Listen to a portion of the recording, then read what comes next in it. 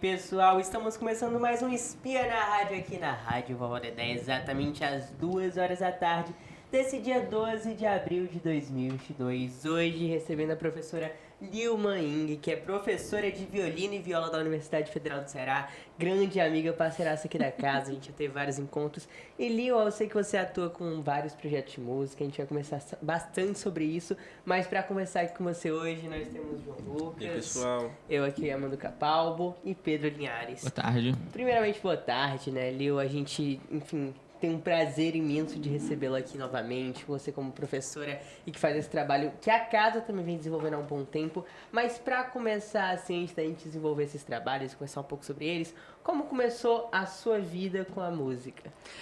Em primeiro lugar, boa tarde, é um prazer estar aqui, muito obrigada pelo convite, pela honra, né, de estar aqui no programa aqui da Rádio da Vovó Dedé. Fico assim, muito feliz cada vez que volto aqui à casa Vovó Dedé. É sempre uma novidade e uma vivacidade em tudo que vocês fazem. Vocês estão super de parabéns. Bom, minha vida com a música. Eu acho que a minha vida com a música começou na barriga da mãe, né? Porque os meus pais são assim pessoas muito voltadas às artes. E os dois desenvolviam, né, atividades como músicos amadores. Então, a minha mãe cantava... Meus pais, né? Minha mãe e meu pai chegaram a cantar em coral, né, durante muito tempo.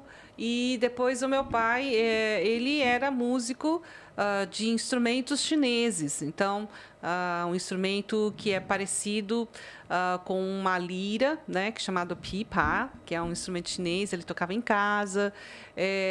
A minha mãe tocava também um instrumento que parecia uma harpa deitada, né, que era chamado kuchin. E a minha mãe também tinha um instrumento de cordas friccionadas chinês, né? Que em japonês se chama shimizen, né? Em chinês é huqin, e aí ele é tocado com arco, então ela sabe tocar isso também. Meu pai tinha também flautas, né? De bambu, e foi nesse ambiente, né? Sempre assim, bastante musicalizado, né? Bastante música dentro de casa. Meus pais gostavam muito de cantar, que eu cresci, né? E aí, nesse ambiente, é que eu cheguei ao violino, né? Então, finalmente, o violino apareceu na minha vida já um pouquinho depois, né? Aos 10 anos de idade. Isso você já estava aqui, né? Contextualiza um pouco esse processo, certo. Intercâmbio aí, China-Brasil. A história é o seguinte... Os meus pais, né, eles nasceram na China continental, a China grande no mapa, a China, e eles, vamos dizer, migraram, né, para a Ilha Formosa, que hoje é Taiwan, quando eles eram crianças por ocasião da Revolução Comunista. E, então, eles também não eram nascidos em Taiwan. Dali, em Taiwan, eles cresceram, né? E depois eu nasci em Taiwan e saí de lá com 4 anos de idade, né? Quando nós saímos de lá, viemos primeiro para o Paraguai e depois do Paraguai nós fomos para São Paulo. Então, com essa idade de 4, 5 anos, eu cheguei no Brasil. Hoje sou estrangeira naturalizada, ou seja, brasileira naturalizada, né? E me considero brasileira, né? Porque eu tive toda a minha formação aqui, eu cresci aqui, né? Estudei aqui. Então, essa foi a história assim, familiar, né? A gente se instalou em São Paulo durante muito tempo. E eu vim aqui para o Ceará em 2015, né? Então, por ocasião do concurso da universidade, e aí assumi aqui na universidade. Uma coisa que me traz uma grande dúvida é você que foi naturalizada no Brasil, mas que, enfim, teve uma influência muito forte da cultura da China, dos seus pais, com a música. Qual a principal diferença dessa música oriental para ocidental que você percebe no violino, nesses instrumentos que você citou aí também? Certo. Eu tenho que começar falar de música é falar também da concepção de língua. Né? Porque a forma de se pensar a música está muito relacionada à forma de se ver o mundo e como você entende a língua de um país, né? Então, a forma de se pensar a língua chinesa, ela é totalmente diferente da forma de se pensar a língua portuguesa. Sim. Né? Então, por isso que é tão interessante que a gente conheça, né, diversas linguagens, porque isso nos abre parâmetros para você entender novas formas de se pensar o mundo. Então, uma linguagem é uma forma de se pensar o mundo. E a música do país, de cada país, ela reflete essa forma de se pensar, como é que é o mundo, né? Como funcionam as coisas. Então, vou falar um pouco esse paralelo entre a língua chinesa e a língua portuguesa para a gente entender e responder a sua pergunta, né? Até os 7 anos de idade, eu só falava chinês. Então, quando eu cheguei na escola, né, naquela época, não tinha ensino fundamental, era primário, né? Então, no meu primeiro ano do primário, primeiro dia de aula da escola, eu não sabia falar português. Eu sabia só 2 palavras, que era sim e não. Né? Então, foi um aprendizado assim chocante para mim. Durante todo o meu primário, né, até a 5ª série, foi muito difícil lidar com a língua portuguesa, porque eram formas de pensar muito diferentes. Então, por exemplo, uma coisa que o chinês em relação à escrita, né? A escrita chinesa, ela é uma escrita ideográfica, né? Onde tem um ideograma que representa originalmente o desenho de um objeto ou de uma situação. Né? Então, vamos pegar, né, a palavra que representa árvore. Originalmente, era desenhado 2 árvores. Sim. Aí, depois, foi simplificando os traços até que se chegou ao ideograma da palavra árvore. Então, essa maneira de se pensar, ela acaba refletindo também, por exemplo, na maneira como você vai pensar sobre escalas dentro da música chinesa, né? Então, todos vocês sabem que a música asiática ela é baseada numa escala pentatônica, sim, não de 7 tons, né? Mas de tons inteiros, né? Como assim, né? A música ocidental ela é dividida entre tons e semitons. E, no caso da música oriental, ela é baseada bastante nessa escala pentatônica, onde não tem semitons, você só tem os tons inteiros. E nós vamos ter também, dentro da música chinesa, noções sobre o que elementos da natureza, né? Então, você vai ter o que é o céu, o que é o chão, o que é o vento, o ar, né? O que é a água. Né? Esses elementos, eles são pensados quando você elabora uma melodia. Então, tal nota representa o chão, tal nota representa o céu, tal passagem representa o ar ou o vento, né? Tudo isso faz com que uma canção chinesa tradicional ela apresente esses elementos dentro de si. Então, você toca a música, você entende o chão, o céu, a natureza, a relação das coisas, né? Enquanto, em relação à língua também, né, vamos pensar um pouco em termos de gramática. A gramática da língua chinesa é uma gramática extremamente simples. O verbo ele não se flexiona nem em gênero, nem em número, nem em tempos. Né? Ele é um verbo sempre no infinitivo. E o que caracteriza o tempo, presente, passado, futuro, são os advérbios. Né? Então, ontem fazer isso, amanhã fazer isso, né? Agora fazer isso. Então, essa maneira sintética, você vai ver isso na música também. Né?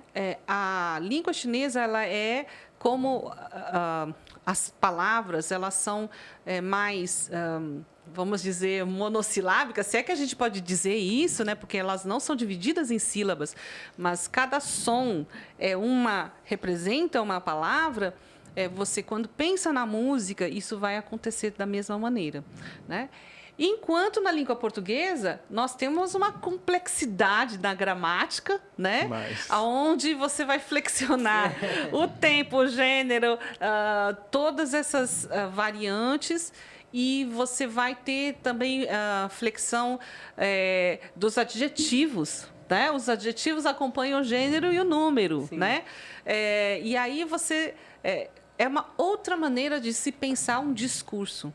E quando você pensa na música ocidental, é dessa maneira que se procede. Você pensa um discurso onde você tem uma evolução, um começo, meio, fim, onde você tem, na música ocidental, você vai ter, vamos dizer, o ponto culminante de uma peça, né? Onde que é a sílaba tônica, né? Coisa que no chinês você não tem muito isso, né? Então, eu diria que são realmente mundos bastante diversos, né? E, para a minha formação, eu acho que isso foi assim muito rico, né? Porque eu pude ver um pouco essa diferença. Que incrível, fantástico. E vendo um pouco essa relação que você teve, quando foi que você, professora Liu Ying, decidiu ali de vez seguir esse rumo da música como uma profissão, sabe? Ixi, essa é uma longa história, hein?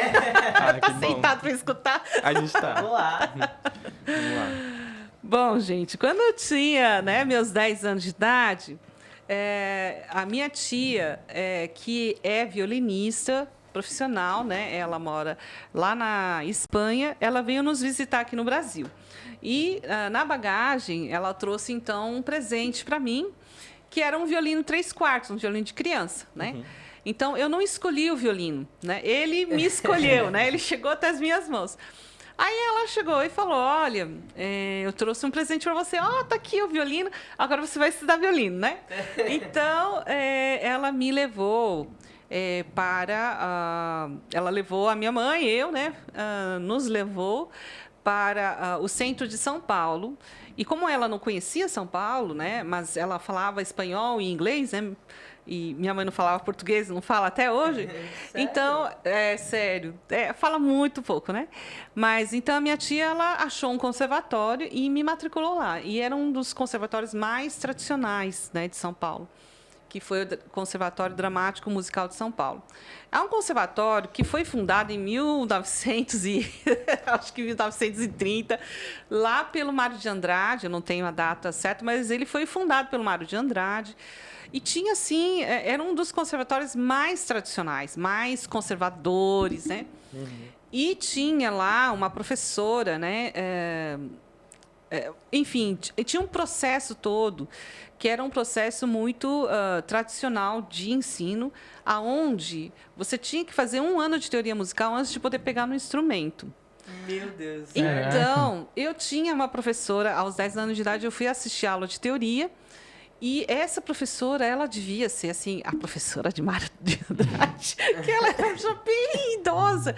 E ela, assim, não tinha, assim, muita pedagogia, né? Ela escrevia as figuras musicais e tentava nos... falava, essa é uma semínima, essa é uma semibreve, essa divisão de tempo. E eu passei, assim, uns 6 meses olhando para aquelas coisas que ela escrevia na lousa, e eu não entendia nada. Nada. Nada daquilo fazia sentido. Porque quando você põe a teoria na frente da prática, não faz sentido nenhum. Sim. Né? A teoria vem sempre depois que você já experimentou e vem organizar o seu conhecimento prático. Aí faz sentido. Então, no meio desse processo, eu acho que eu só não desisti de estudar música naquela época por 2 razões, né? Primeiro, porque a professora de violino teve uma vaga e, como eu já tinha instrumento, ela resolveu me encaixar. Ela me tirou dentro daquele processo. E segundo, porque eu gostava muito do passeio, né? Sim. Porque quando acabava a aula, minha mãe me levava para uma casa de sucos e eu tomava um suco gostoso de goiaba com leite, que eu adoro até hoje. E aí eu queria ir para a aula pelo passeio, né? Mas então eu comecei a estudar violino dentro dessa perspectiva muito conservatorial, antiquada. E a minha professora também me deu um método bastante tradicional, que era um método chamado Doflain, não sei nem se é assim que se pronuncia, um método alemão.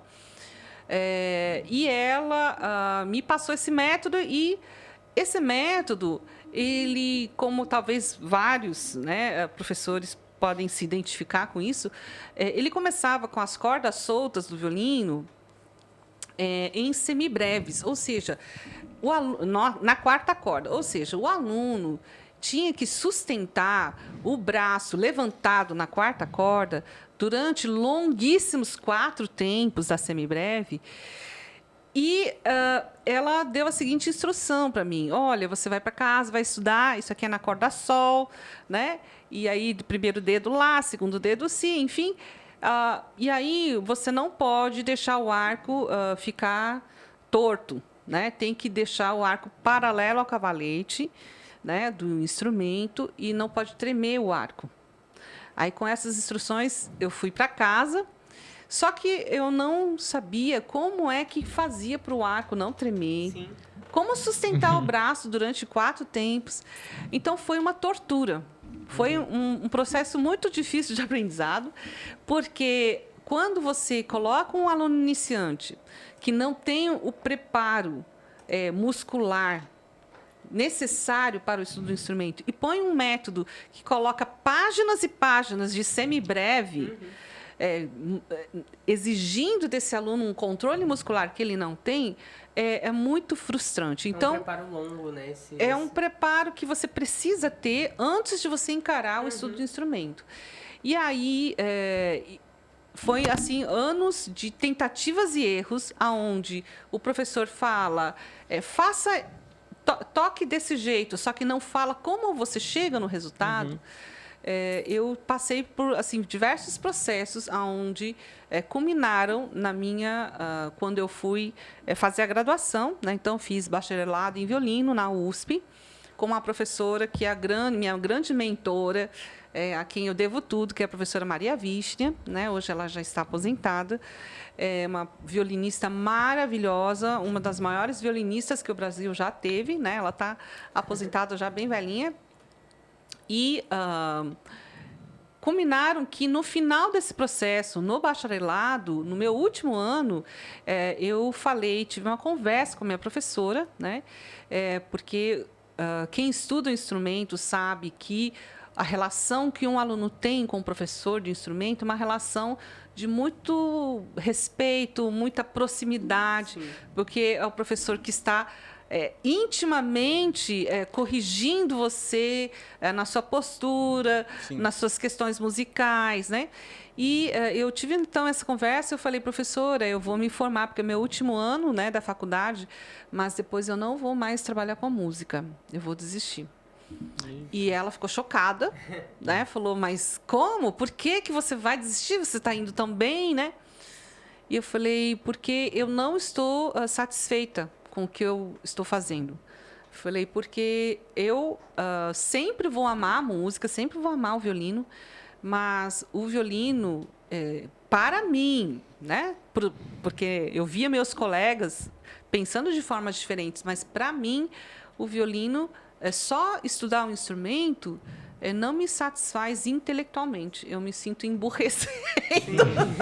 Não que o violino não traga desafios intelectuais, mas para mim não estava sendo o que eu gostaria, né? Então, fiquei nessa dúvida, né? Ela falou: mas o que você vai fazer? Eu falei: não sei, ainda não sei. E aí me formei, e nesse momento da formatura eu tive assim uma oportunidade de trabalhar, de ser chamada para fazer um trabalho com ensino coletivo de cordas. Era um trabalho iniciante, incipiente, né, dentro de uma unidade da FEBEM, lá de São Paulo. FEBEM hoje não tem mais esse nome, né? Agora é a Fundação Casa.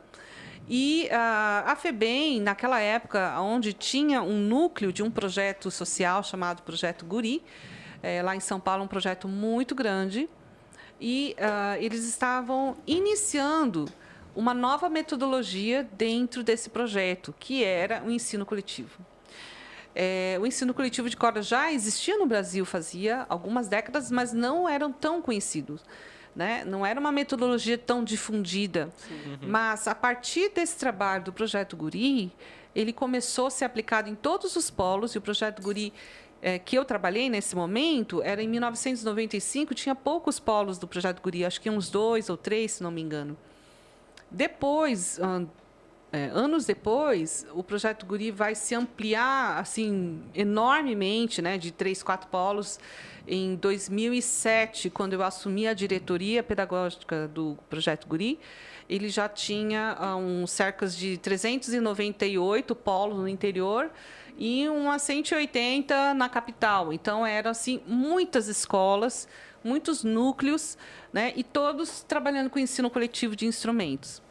Mas, voltando, né, esse primeiro polo inicial, onde eu comecei a trabalhar, na FEBEM, era uma das maiores FEBEMs, né, que havia. E esse núcleo, ele foi um núcleo, assim, para mim, um grande aprendizado, né? Era uma FEBEM masculina, né? Onde tinha, assim, era uma antiga fazenda e onde tinha 24 unidades de contenção. Então, eram prédios, né, cercados. Os alunos vinham ter aula assim, voluntariamente, né? Eles escolhiam. E, dentro desse processo, eu encontrei, né, nesse trabalho, o significado do que eu estava procurando para a minha carreira na música. Sim. Então, eu sempre continuei, né, trabalhando com performance, com orquestras, tocando, dando aulas, né, mas principalmente trabalhando com a metodologia de ensino coletivo, porque a experiência que eu tive nesse polo da FEBEM foi assim, algo inesquecível. Eu imagino um polo muito estranho que a gente está percebendo aqui, porque você veio de uma infância já na música, uma infância que você marcou muito como algo conservador, e você foi para FEBEM lidar com a gente sabe que é uma parte mais agressiva, é uma parte mais da criminalidade, uns jovens que estão, enfim, à mercê de uma sociedade, e você foi para um lado totalmente oposto. Eu quero saber o que mudou na sua metodologia de ensino. Talvez tenha sido um trauma ali no passado, desse negócio do conservador. Como é que atualmente a doutora, a professora Lilma Ing, atua com esse ensino coletivo de violino, enfim, cordas? Como eu falei, essa experiência na FEBEM foi um divisor de águas na minha vida profissional e também como professora, né? Até então, eu sempre dei aula, né, desses 15 anos de idade, ou em aulas de violino, né, individuais, ou em escolinhas de bairro, em conservatório. Mas eu nunca tinha trabalhado com a metodologia de ensino coletivo, né? E lá na FEBEM foi a primeira vez. Surpreendentemente, esse núcleo foi um dos núcleos que os alunos mais se dedicaram ao estudo. Eles iam para as aulas de instrumento por vontade própria, né? Então, eram 40 alunos e nós éramos uma equipe com 5 professores, um regente, 2 professoras de violino e viola, eu era uma delas, um professor de violoncelo e um de contrabaixo. Nós tínhamos uma rotina bem puxada, eram 3 dias na semana, durante 3 horas, né? Então, segunda, quarta e sexta, vamos dizer, né? Durante 3 horas. Os alunos tinham um sistema muito rígido, né, de conduta. Então, eles tinham que vir sempre acompanhados, mãos para trás. Eu tinha 22 anos, mas eles tinham que me chamar de senhora. Né? E situações assim que eu aprendi muito, assim, do tipo...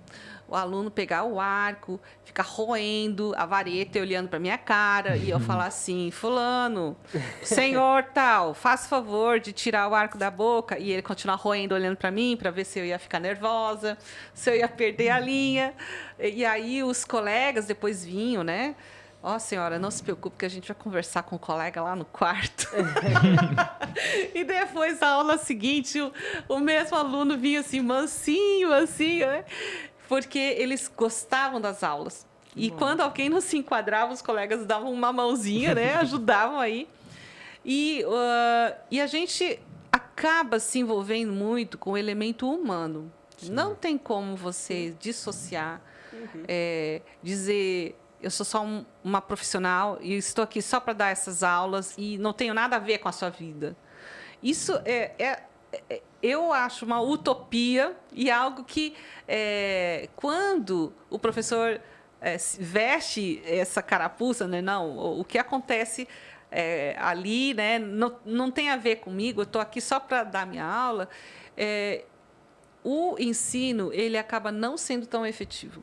Sim. Então, a gente acaba se envolvendo com aquelas pessoas, o ser humano que está lá. Então, você torce. Ai, fulano conseguiu fazer um Fá sustenido afinado. Ai, ele conseguiu fazer essa divisão da semicolcheia, né? Ele conseguiu fazer a ligadura. E você vibra por aquela pessoa. Sim. E quando chega a ficha dela, você fica chocado. Né? Assim, você não consegue casar o histórico daquela pessoa com aquele aluno que você segurou a mão, que você ajudou a puxar o arco, bateu o ritmo com ele. Né? São realidades que parecem que não se casam. Como? Esse menino doce, respeitoso, dedicado, interessado em tocar violino, é o mesmo que assaltou e matou? Né? São realidades que são muito chocantes e nós, como equipe de professores, tivemos que lidar com isso, né? Entender, primeiro assimilar, entender isso. E nós tivemos, depois desse trabalho de 6 meses, nós fizemos, nem 6 meses, acho que foi de março a junho, em julho nós fizemos uma apresentação num dos maiores festivais de música, mais importante festival de música, né, do país na época, e eu acho que até hoje é um dos festivais mais importantes do país, que é o Festival de Inverno de Campos do Jordão. Então, esses alunos desse núcleo, né, da FEBEM, fomos acompanhá-los, né, para tocar no Auditório Cláudio Santoro, que é o auditório do festival. E esse evento foi um evento inesquecível, né? Porque tamanho a contradição e o paradoxo dos mundos, né? Enquanto os professores, nós estávamos chocados, olhando eles quase que algemados dentro do ônibus, com polícia na frente, atrás, em cima, com escopetas e toda aquela parafernália, né, muito pesado de segurança. E a gente, dentro da van dos professores, seguindo aquele comboio, pensando: o que nós vamos fazer com esses alunos? Como é que eu vou fazer música com isso? Com esse clima assim, desse jeito? O que eu vou tirar desses alunos? Porque música não é só o som que você tira do instrumento, sim, mas é o que você quer transmitir através daquele som. E o que eu vou transmitir com tudo isso desse jeito? Bom, enquanto a gente estava assim, né, sem saber o que fazer, eles estavam maravilhados, eles estavam extasiados, porque eles estavam passeando, indo para uma cidade maravilhosa, indo para um teatro lindo, eles estavam achando tudo o máximo, e a gente petrificados ali. E aí aconteceu, né, a apresentação. Eles tocaram um repertório bastante simples para iniciantes de um semestre de violino. Então, tocaram Brilha, Brilha, Estrelinha, o tema da Nona de Beethoven, Asa Branca, né? Músicas bastante simples. E eles foram, assim, aplaudidos de pé pelo público, inclusive pelo governador da época, de São Paulo. E aí eles não entenderam, demorou para cair a ficha. Eles não estavam entendendo o que estava acontecendo. Porque, pela primeira vez, eles tinham... Era como se fosse, né? Pela primeira vez, eles tinham feito um ato e, ao invés de receber pedrada ou crítica, eles foram aplaudidos. E de pé. Então, isso fez com que houvesse uma mudança muito grande nos alunos. É a recompensa daquilo que eles fizeram. Eles acertaram alguma coisa na vida, né? Isso fez com que eles se apegassem com muito mais afinco, com um vigor, uma força, né, nas aulas. E não muito tempo depois disso, aconteceu uma grande rebelião. Isso, creio que 1 mês e meio depois desse evento, aconteceu uma rebelião gigante nesse complexo, onde ficaram cercados por 4, 5 dias, aí cenas da TV, né, com helicópteros sobrevoando, tudo em chamas, os prédios todos destruídos, porque dentro daquele complexo haviam 2.400 né, internos, e aquelas cenas bem horríveis, né, acontecendo, e na fúria deles, eles quebraram tudo, né? Quebraram portas, janelas, telhados, colchões, e as oficinas todas destruídas, né? De mecânica, tecelagem, sei lá, pintura de carro, tudo destruído. E a gente foi assim proibido de chegar perto, né? Passado, né, esse tempo, quando tudo se acalmou, aí você vê aquela cena da televisão, né, todos eles seminus, agachados no chão, com a mão para trás, e a televisão dizendo situação controlada, e você pensa, isso é situação controlada? E aí, depois disso, quando a gente finalmente pôde ter alguma notícia, nós ficamos sabendo, né, que eles chegaram às assistentes sociais e as psicólogas, né, que eram próximas dos nossos alunos, e eles levaram uma grande surpresa quando entraram dentro do complexo, com tudo destruído, e viram que o único prédio que ficou em pé, intacto, foi o Barracão da Música. Que não foi destruído, não foi quebrado nenhum vidro, nenhuma partitura foi rasgada, nenhum instrumento foi danificado.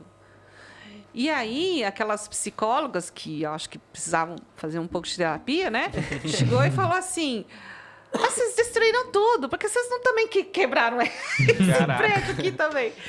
E eles falaram, senhora, durante esses dias da rebelião, nós fizemos um cordão de isolamento em torno desse prédio, para que os outros não invadissem. Isso foi tão impactante para mim e para a vida de todos, a equipe dos professores, mas eu demorei ainda muitos anos para entender o impacto disso. Porque aqueles 40 alunos, eles enfrentaram a fúria dos 2.400. E eles protegeram com o corpo deles aquilo que era deles. Então, depois desse episódio, eu entendi muita coisa que eu nem sabia que eu tinha essas dúvidas existenciais. Porque nós, como músicos, muitas vezes nós temos uma certa baixa autoestima que meio que nos taxada. A gente meio que obrigatoriamente passa por essa crise. Por quê? Porque nossa sociedade não valoriza as artes. É uma sociedade onde, quando você diz que você é músico, que você toca violino, a pessoa fala assim, mas você trabalha com o quê? Né? Aí você fala assim, não, mas eu sou violinista. Mas você não trabalha com outra coisa? Porque viver de música não é opção. E quando você pensa, né, as escolas vão cortar... precisa cortar as verbas, né? Ou o governo vai cortar as verbas. Aonde que ele vai cortar primeiro? Nunca né? A primeira área que se pensa é a arte, né? A arte e cultura é a primeira que sofre. Quando o orçamento familiar está apertado, os pais vão tirar a criança da onde? Não é da aula de computação, ou do judô, da natação, do inglês. É da música. A música vai embora primeiro, aí depois se pensa, né? Então, a gente acaba se sentindo como se nós fôssemos supérfluos nessa sociedade. E nós não somos. Porque sem a música, sem a cultura, nós somos um monte de pessoas vazias. Né? A gente precisa da arte. Isso é tão verdade que a gente pode ver a necessidade hoje, né, que as pessoas têm de buscar por um alívio frente a essa aridez da vida moderna, e elas vêm atrás da arte. Sim. Mesmo no momento onde o governo federal vai cortar as verbas da educação, da cultura, principalmente, né? Onde não existe nem mais o Ministério da Cultura, hoje é um adendo de uma outra secretaria, de um outro... Né? Então, a gente acaba internalizando esse estigma de que nós, como músicos, nós somos supérfluos. Sim. E quando aconteceu isso, essa experiência que eu contei, eu entendi que, na verdade, eu tinha umas perguntas lá no meu subconsciente do tipo: menino de favela precisa aprender violino? Por que eu não ensino um outro instrumento que é mais comum para ele? Pandeiro, talvez, ou violão, né? Todo mundo conhece violão. Mas violino, né? Instrumento de elite, entre aspas, nesse preconceito, né? Em relação ao instrumento. Vale a pena eu ensinar Mozart e Beethoven para quem nem sabe quem são essas pessoas? Então, eu que fiz, né, uma faculdade de música, onde se pregava que você tem que ensinar a educação musical somente a partir do contexto cultural daquela criança. Então, se a criança só ouve funk, eu só posso começar a falar de música a partir do funk, né? Não posso começar falando sobre Mozart e Beethoven. Então, todas essas ideias, né, conflitantes, quando aconteceu essa experiência, eu entendi que a música ocidental, erudita, ela faz parte do patrimônio da humanidade. Ela foi testada ao longo dos séculos. Ela é um patrimônio da humanidade. Ela faz um bem a quem a conhece e a quem a pratica, né? E tão bem quanto qualquer outra linguagem bem ensinada e bem tocada, né? Nada contra o funk, nada contra, né, a música popular, absolutamente. Mas quando você bem apresenta, bem pratica, né? Pode tocar, pode estudar de uma maneira a desempenhar bem essa linguagem musical, ela vai fazer um bem, né? Então, e aqueles meninos que eram assim o público mais distante dessa realidade de estudar violino tocando Mozart, porque o Brilha, Brilha, Estrelinha é um tema de Mozart. Sim. E o tema da nona de Beethoven eles nunca tinham escutado.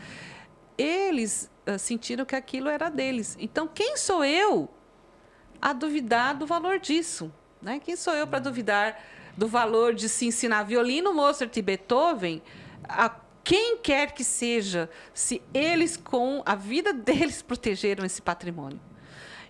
Eu acho que eu saí assim muito fortalecida, né, dessa experiência, muito enriquecida, muito grata, né, por ter tido essa oportunidade de passar por isso. E de ter essa certeza que eu tenho até hoje, que me guia até hoje. Por que eu ensino violino? Por que eu ensino violino e por que a gente toca Mozart e Beethoven em todos os outros compositores? Luiz Gonzaga, tocamos desde música de videogame na Camerata de Cordas da UFC até Eine Kleine Nachtmusik de Mozart, e está tudo certo. Né? Tudo isso é válido para qualquer público. Sim. Né? Então, essa questão de você permitir que as pessoas tenham acesso e conheçam, isso é algo libertador. Uhum. A Dandara Campos, ela comentou assim, mas e as aulas desse grupo de 40 internos continuaram? Sim, elas continuaram, mas por causa do que aconteceu, por uma questão de segurança da própria organização da FEBEM, né? Depois a FEBEM foi desativada, transformada em casas menores, né, mais espalhadas, mas por causa de uma questão de segurança deles, toda a equipe foi trocada. Então, nós não pudemos mais voltar lá, né? Não era uma questão que nós podíamos escolher. Então, continuaram, sim. Eu não sei em que medida ainda, né, isso, por quanto tempo isso continuou, mas imediatamente, sim, continuou, sim, né, esse projeto. E trazendo um pouco desse resgate que você está falando, tanto desse acontecimento que foi aí na FEBEM, quanto de vários outros projetos que você, como professora, foi desenvolvendo ao longo do tempo. Conta um pouco pra gente qual foi essa importância da pedagogia e de adentrar no sentimento com a música, sabe? De ir muito além de uma profissional como, enfim, pedagogo, como professora, mas de sentir aquilo, sentir o aluno, sentir o processo. Como foi a mudança nisso tudo? Então, eu estou contando essa história toda, né, dizendo que o ensino coletivo me direcionou a voltar a trabalhar com música. Por quê? Porque o ensino coletivo, ele me desafia muito, né, intelectualmente, profissionalmente, de todas as maneiras, porque eu tenho que lidar com turmas de pessoas diferentes e essas pessoas, cada uma delas, por mais que a turma tenha um mesmo conteúdo, eu tenho que ministrar um mesmo conteúdo de uma maneira diferenciada para cada um deles. Então, eu tenho uma turma, né, com 90 alunos hoje, né, na UFC, numa das turmas de extensão de adultos iniciantes, né? Na verdade, a gente começou com, eu acho que um pouquinho mais que 90, né? Mas, enfim, e eu tenho que conseguir chegar nessas 90 ou mais pessoas de uma maneira que cada uma delas consiga entender, absorver e devolver, né? Então, não basta eu ficar falando a minha maneira de entender a música, né? Ou a minha maneira de entender como se segura o arco. Tem que ser assim. Não, eu tenho que oferecer ao aluno algumas opções para que ele, de alguma maneira, ele consiga entender qual é a melhor maneira que ele tem para se aproximar desse conteúdo. Então, por exemplo, só para aprender a segurar o arco, a gente, por exemplo, ensina 3 formas. Para que o aluno veja qual é a facilidade motora que ele tem, qual que de acordo com a compreensão que ele tem, qual que seria uma maneira que ele se adaptaria melhor. Por quê? Porque cada aluno, ele é um mundo. Eu nunca posso dizer, e eu falo para os meus alunos isso, eu nunca posso dizer o violino tem que ser colocado aqui. Por quê? Porque eu tenho uma bochecha que você não tem, eu tenho um queixo que você não tem, eu tenho um tamanho de ombro, um ângulo de caimento do ombro, um ângulo da clavícula, eu tenho um tamanho de pescoço que é diferente de pessoa a pessoa. Eu posso dizer, aproximadamente, esse é o local que você vai se sentir mais confortável com o violino, né? Agora, quem vai dizer aonde você vai colocar o violino exatamente é você, sim, o aluno. O aluno tem que ser o próprio pesquisador para que ele, ao experimentar, ao entender o seu próprio corpo, entender esse processo, ele possa, então, falar, aqui eu me sinto mais confortável. E a técnica funcionar. Né? Então, por causa desse... Eu estou falando uma coisa muito técnica, mas isso ilustra o tamanho do desafio do professor de ensino coletivo. Sim. Porque ao você olhar uma turma tão grande, você tem que identificar quais são as dificuldades que cada um deles está tendo ou o que é que poderia ajudar esse aluno, né? Então, por isso, essa questão, né, de que como é que eu voltei, né, a continuar a trabalhar com a música, eu acho que esses dois lados eles têm que andar juntos. Tanto o lado da performance, você tem que conhecer, o bom professor de instrumento, ele tem que saber a técnica fundamental, tem que Sim. dominar essa técnica fundamental do instrumento, tem que entender e ter esse olhar para o aluno, porque se ele não tem esse olhar para o aluno, ele perde essa conexão, ele não consegue ser efetivo. Sim. Ele vai dizer, eu faço assim, mas se ele não olha para o aluno, ele não percebe se aquilo que funciona para ele, funciona para o aluno também. Então, essa mudança de um olhar, de como é que o professor se coloca nesse processo, né? Então, muitos professores mais tradicionais, eles se colocam como uma referência absoluta, né, para o aluno, e isso é um erro. Isso é um erro, total. Porque o aluno não é você, ele não tem as mesmas competências, ele não tem o seu corpo, ele não tem a sua facilidade e suas dificuldades, né? Às vezes o aluno tem mais facilidade Sim. que você com certas coisas, né? E por isso que eu acho que isso é algo assim muito desafiador, né? Você tem que desempenhar bem tanto no instrumento, conhecer, gostar de música. Tem professor de música que parece que não gosta de música. Então, isso é muito triste. Tem músicos que parece que tocam em grupos, né? Orquestras, parece que até odeiam o que ele faz, né? E eu acho isso muito triste. Eu acho que tem que ser algo que você curta aquilo que você faz, né? Você vive aquilo. Não sei, por exemplo, eu não acredito num processo pedagógico onde o professor é um tirano e ele manda e o aluno faz, sim, pronto, acabou-se, não admite questionamento, né? Eu acho que isso já é algo muito ultrapassado e limitado. Sim. Né? Falando um pouco sobre essa questão do processo de aprendizado e até do ensino coletivo, uma coisa assim muito bacana você trazer isso aqui para a rádio, porque aqui a gente tem um violinista, como é que fala? Violinista. Exato. Aqui que participou da orquestra aqui da casa, muito pequeno, não sei com qual idade tu começou, hoje tu tá aqui na rádio, mas fala um pouco aí como foi aqui. Contigo.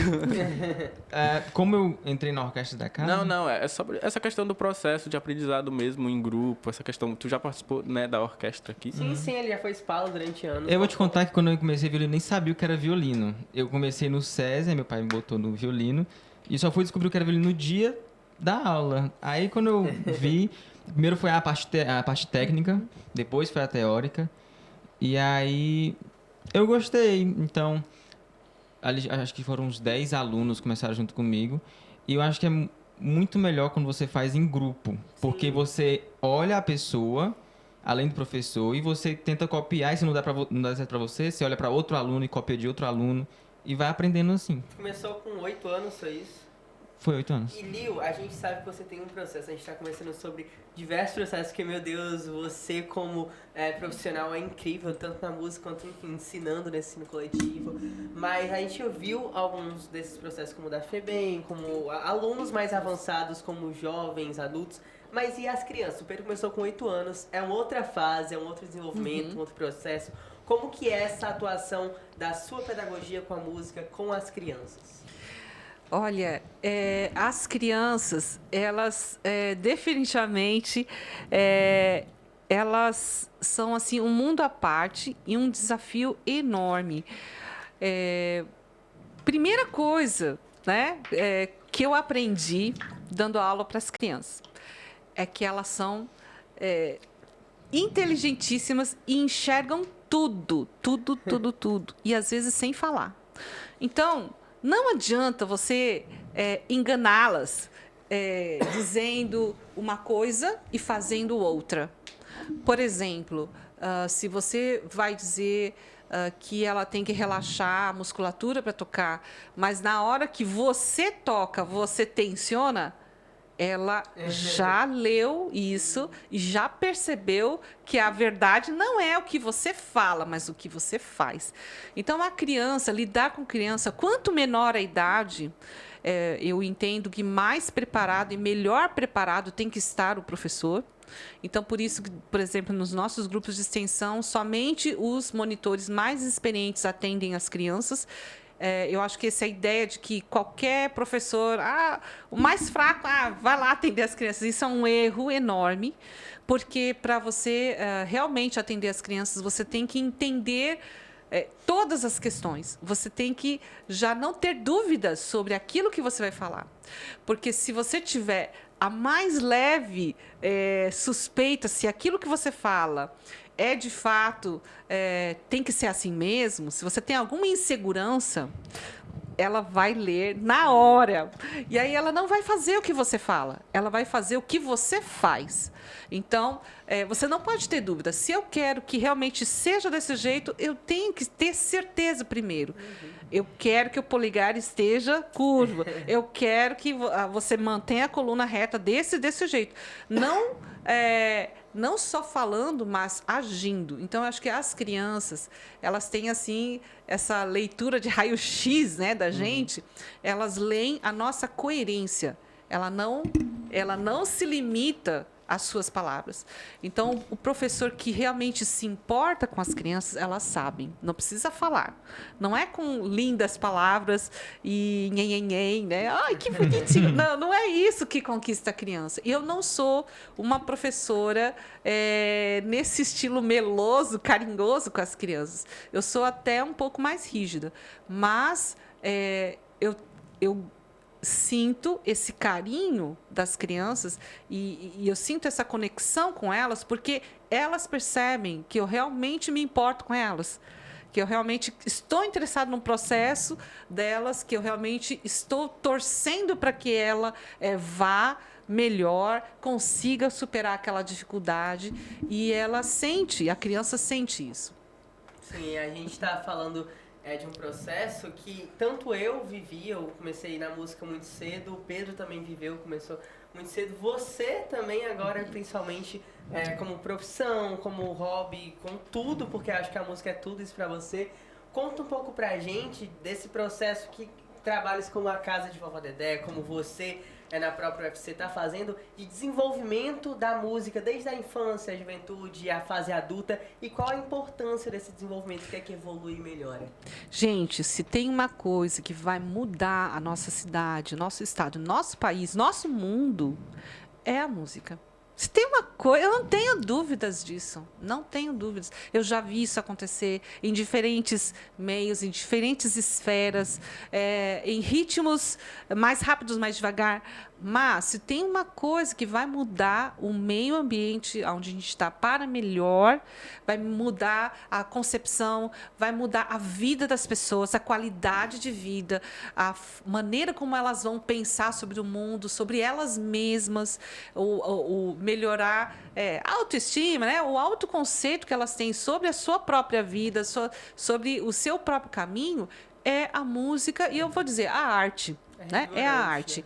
Então, quando eu penso na importância, né? Essa palavra que você usou, a importância é total, né? É toda a importância.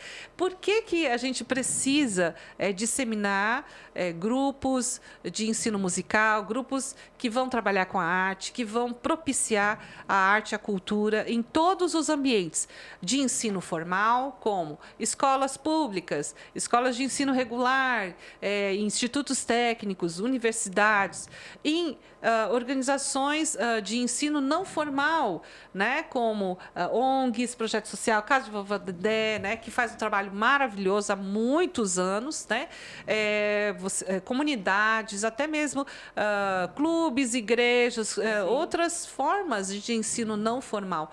A gente precisa, né, e a gente precisa, né, até lutar por isso, né, de desejar que os nossos, que haja uma política pública de incentivo mesmo à educação musical, à educação de artes, que isso seja muito mais aprofundado e de uma maneira permanente. Um modo permanente, né? Que não seja assim encurtado, né? Acontece agora e depois não acontece mais, né? Por quê? Porque ao longo do tempo nós vamos ver esse fruto. Nós vamos ver pessoas e famílias sendo transformadas. Uma criança que estuda violino num projeto social ou numa escola, não é só uma criança, é a família toda envolvida. Porque quando ela vai se apresentar, ela leva a avó, tia, o amigo, cachorro, né? Todo mundo está envolvido com ela, né? Então, isso, aqui em Fortaleza, a gente pode ver isso acontecer. Quando eu cheguei aqui em 2015, era muito difícil a gente encontrar, por exemplo, instrumentos pequenos sendo vendidos nas lojas. Quase não tinha instrumentos pequenos, por exemplo, violino 3/4, violinos meios, né? Era difícil encontrar viola, né? Nossa. E ao longo dos anos que a gente foi desenvolvendo o trabalho com a extensão e os alunos vão lá nas lojas e pedem, né? Eu quero um violino meio, eu quero um violino 3/4, eu quero uma viola. A gente foi vendo que até o comércio começa a mudar, né, por conta dessas ações. Então, eu tenho, assim, essa é a minha esperança, né, que a gente tenha mais e mais. Professora Lil, a gente está quase acabando, mas assim, você disse que você se sentiu muito influenciada pelos pais, causa da música, mas eu queria saber sobre os seus filhos, se eles se sentem influenciados, como é que é? Eu só tenho uma filha, né?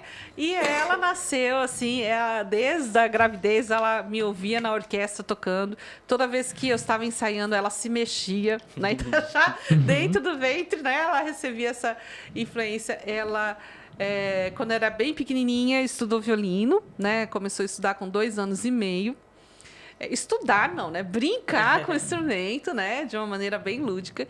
E depois, quando chegou com uns 8, 9 anos, ela mudou para violoncelo. Então, hoje ela estuda violoncelo. Bacana. E a grande paixão dela é o canto, né? Porque ela canta o dia inteiro, sem parar, né? E é uma alegria, assim, poder vê-la se desenvolver na música, mesmo que, assim, pode ser que ela depois queira seguir outros caminhos, né? Mas a música está junto com ela. Temos ainda 5 minutinhos e eu queria dedicar esses 5 minutos. Sabe o que a gente estava conversando um pouco antes de começar? Os seus trabalhos atuais, o que você está desenvolvendo como professora. E eu conto um pouco pra gente, inclusive, desses projetos que estão abertos para quem tem essa, enfim, iniciativa de querer participar. Tá certo. Nós temos alguns grupos de extensão, né? Vários grupos de extensão de cordas friccionadas na universidade. Esses grupos são abertos para qualquer pessoa da comunidade, né? Hoje trabalhamos de uma maneira presencial, principalmente. Então, a pessoa precisaria ir até o PC, que é um pouquinho mais longe, né? Mas nós abrimos vagas sempre no mês de fevereiro. Então, através das páginas do Facebook e Instagram, Ensino Coletivo de Cordas, Ensino Coletivo de Cordas Friccionadas da UFC. Né? Quem quiser, né, nos conhecer está, assim, convidado. Né? E também temos alguns grupos musicais, como a Camerata de Cordas da UFC, que sempre faz várias apresentações em museu, por exemplo, no Museu de Arte da UFC, no Teatro Municipal São José, vai ter uma temporada de concertos também.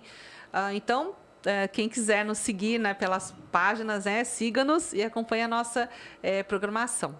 E, professora, a gente está falando bastante sobre a música, mas a gente está no Ceará. E falando um pouco sobre esse desenvolvimento no Ceará, assim, só para finalizar. O que é que você, que chegou aqui acho que em 2015, foi isso? E agora estamos em 2022, notou de diferente nesse processo, depois de tantos projetos? Eu senti, assim, com bastante surpresa, assim, uma receptividade enorme em relação a pessoas que queriam muito estudar cordas friccionadas, violino principalmente, né? Numa cidade, umas poucas capitais que não tem uma orquestra sinfônica do estado ou do município e que a gente torce muito para que isso aconteça, né? Porque numa cidade onde não tem uma orquestra sinfônica acontecendo, né? Uma orquestra do estado, do município, que tem uma programação regular, é mais difícil que as pessoas se interessem pelos instrumentos de orquestra como o violino. Mas, mesmo assim, a receptividade foi enorme. Então, fico muito feliz, né? E espero que mais e mais pessoas queiram estudar música, porque é maravilhoso. Bom, eu acho que é com isso que a gente vai encerrando mais um programa. Antes de encerrar, só uma dúvida que me surgiu. Hoje aqui em Fortaleza a gente tem uma orquestra sinfônica do estado? Não tem? Do estado nem do município não tem ainda. Temos algumas orquestras de iniciativa particular, como a Orquestra Contemporânea Brasileira, e algumas orquestras de universidades, como tem na UES, tem uma, e na UFC tem a Sinfônica da UFC. A Elisar de Carvalho, acho que está... Não, ela não acabou, ela está inativa por enquanto, né? E também grupos de extensão de estudantes, no caso, Camerata de Cordas da UFC. Sim, que legal, Lil. Enfim, queria muito agradecer pelo dia de hoje, pela conversa que nós tivemos. Você como essa pessoa incrível que trouxe um pouco dessas experiências também incríveis. A gente viu aqui seu currículo, doutor em música e, enfim, diversas faculdades. A gente vê esse conhecimento na prática que a gente está conversando, a gente obtém um pouco dele, a gente vê ele saltando aí de você, isso é muito gostoso, muito interessante. E eu queria muito agradecer pelo dia de hoje, por essa conversa, sabe? Muito obrigado. Obrigada a todos vocês, a equipe maravilhosa aqui da Vovó Dedé, como sempre. Obrigada também ao Wagner Barbosa, né, que dirige essa instituição maravilhosa, que faz um bem enorme à nossa cidade. Então, estou sempre à disposição de vocês. Venham nos conhecer também, os nossos trabalhos. E eu tenho, assim, o maior prazer de estar aqui. Muito obrigada mesmo. Agradeço muito sua presença. que nem o Emandu, mas até agora eu tô impressionado pela história da rebelião que o pessoal protegeu para não destruir os instrumentos, enfim. Agradeço muito pela sua presença, por ter contado suas histórias, suas experiências e espero ver você aqui de novo. Muito obrigada. Assim como os meus colegas aqui, eu também agradeço. E por mais que eu não faça parte desse mundo da música, eu não sou um músico, eu sou um ouvinte, mas a música tá na vida de todo mundo, querendo ou não. Então, aqui, tendo contato aqui com a Casa de Poder, mais ou menos uns 2 anos, a música tá aqui presente em todos os corredores. Assim, eu tô passando pelos corredores, tem alguém tocando qualquer compositor. Assim, muito bacana. Até no refeitório ali tem umas canções muito, muito bacanas que até me inspiram a procurar mais, a saber mais sobre essa questão da música e trazer você, uma pessoa cheia de histórias aqui para contar. Meu Deus, a gente passou uma hora que foi voando e eu amei esse papo muito legal, muito bacana e amei. Muito obrigado. Muito obrigada. É assim que vamos encerrando mais um programa aqui, mais um Espia na Rádio, nesse dia 12 de abril de 2022, com a professora Lilma Ing, nosso convidado especial do dia de hoje. Muito obrigado, um beijão e até amanhã. Até amanhã. Até.